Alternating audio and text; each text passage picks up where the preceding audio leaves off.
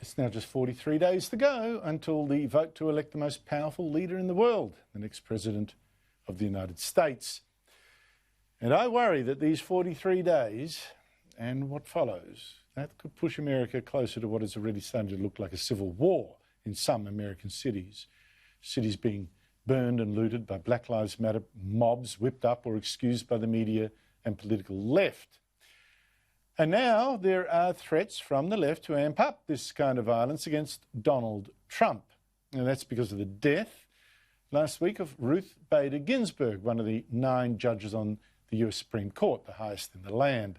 Now that court has the power, like our own courts increasingly, to almost invent the law, like unelected politicians. So the prize for dominating that, one side of politics or the other, is huge, although it's the left that tends to reinvent the law. Conservatives tend to be black-letter lawyers.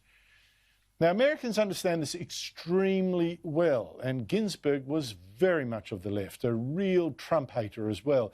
But Trump can now replace her vacancy with a young conservative judge and give conservatives a firm majority on that court for years to come. And he apparently means to, before there's any chance of him getting kicked out at this election. I will be putting forth a nominee next week. It will be a woman. But the Democrats say, no, no, no, with the election this close, it is not fair to make such an appointment. Even if President Trump wants to put forward a name now, the Senate should not act until after the American people select their next president, their next Congress, their next Senate. Now, you're going to hear a lot of fake claims about this on the ABC and the rest of the media left, particularly as the violence kicks up again, about how terrible this Donald Trump is in doing what could change America and do that in his last days as president. So I want you to be perfectly clear as you watch the events unfold. There is no rule at all that says Trump can't or shouldn't do this. In fact, 29 presidents now have nominated a new judge in the last year of their term, and Biden himself, 4 years ago, defended fellow Democrat President Barack Obama when he did it in his last months in office. The American people deserve a fully staffed Supreme Court of 9. That's before he went gaga. But listen now to the threats of violence if Trump does appoint a judge. You've got former CNN host Reza Aslan saying, "Over our dead bodies," literally. And then he said, if they even try to replace Ginsburg, we burn the entire effing thing down. A professor of political science burned Congress down before letting Trump appoint anyone. The president of America's Writers Guild. We're shutting this country down if Trump and McConnell, who's the leader of the Republicans in the Senate, try to ram through an appointment before the election. A Washington Post writer, Laura Bassett, warns there will be riots. And McConnell, that Senate leader, again had a mob outside his home yelling and screaming and trying to intimidate him, scare him and keep him awake. I ask you, if Trump supporters set fire to American cities, murdered political opponents, as some protesters have done, if they threatened to burn down Congress, if they appointed people they didn't like, if they confronted Democrat politicians at their home, don't you think this would be an international scandal? Don't you think you would hear nothing else in our media, particularly the ABC, than the rise of fascism? But because all this comes from the anti-Trump left, you hear birds tweeting. Political violence is apparently fine. There is a shocking shift going on, and it's not just in American politics. Mark my words, it's coming here. I spoke earlier to Annalise Nielsen, Sky News reporter, now in Iowa, as she covers this very volatile, very tense election campaign. Annalise Nielsen, thank you so much for your time. The death of Ruth Bader Ginsburg, how has that changed this election?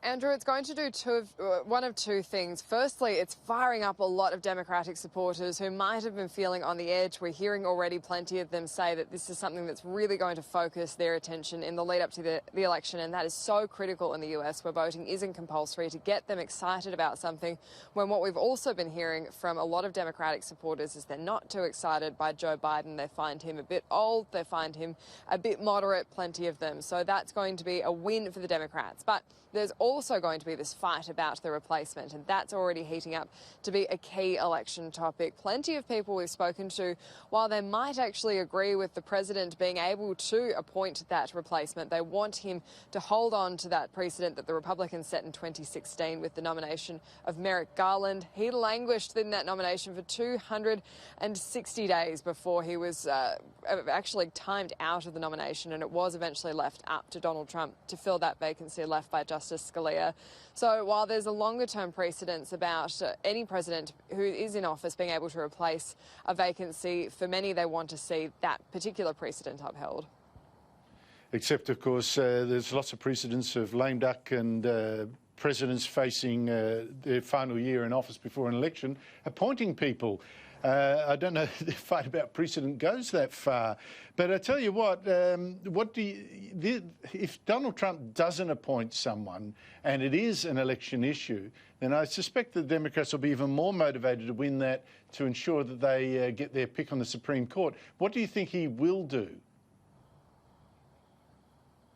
Well, he's already said that he's going to move to nominate someone in the next week, and he wants that person to be a woman, which is a pretty smart move, really, from his part, where he's polling quite poorly, in particular with suburban women, to make sure that he isn't moving to put a man into that position with Ruth Bader Ginsburg, such an iconic figure for the feminist movement in the United States.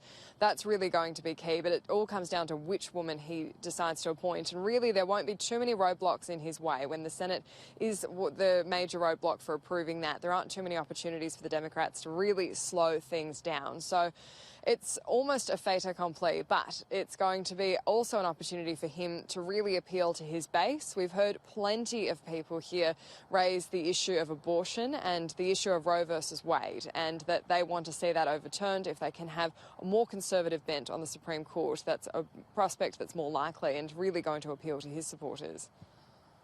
Well, I guess it all depends on how many Republican senators decide not to approve a vote on the Supreme Court before the election. And Mitt Romney, of course, has no liking for Donald Trump, so that's one, and a couple of others might join him. So it all depends on the Republicans, I guess.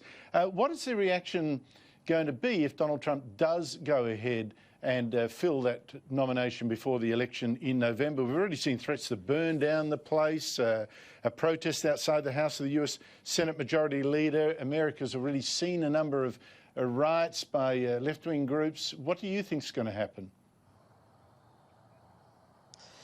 Andrew, you really can't underestimate just how febrile things are here at the moment. It won't take much to spark those kind of protests. You've had a long summer of lockdowns, a long summer of protests after the Black Lives Matter movement, and this is really just going to be the next thing that upsets so many of those people on the progressive side of politics here.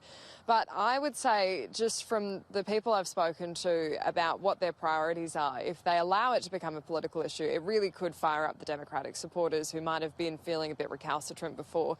This could really be an own goal for the Republicans if they really push it too hard. But they do also need to be seen to be pushing ahead with this, maybe to buy that time. So it's certainly one to watch, and I would say certainly shaping up to be a key election issue. This is the kind of thing grassroots voters know about in America. They take this seriously. They know who their Supreme Court justices are, and they want to make sure that it's the ones representing their political ideology that push ahead.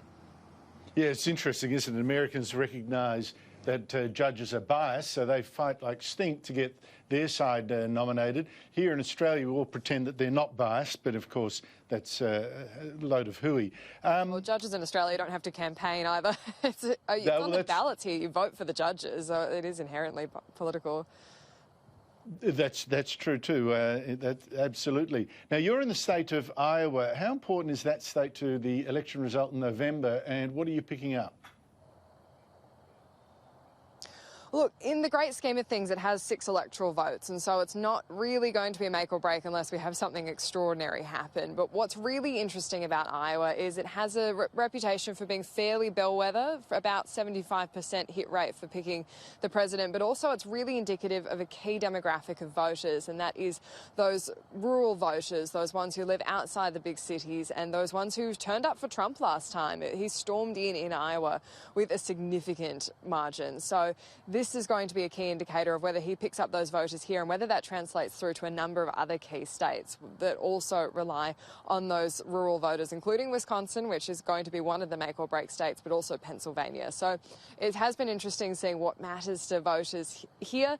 So far, we've been hearing a lot of things about law and order. That's still a very pervasive topic, but also they really just support Donald Trump in that he's not a politician. It is remarkable how many times we've heard people across, I think this is my 6th state now, in the month that I've been here, say that they like Donald Trump because he's a businessman, not a politician.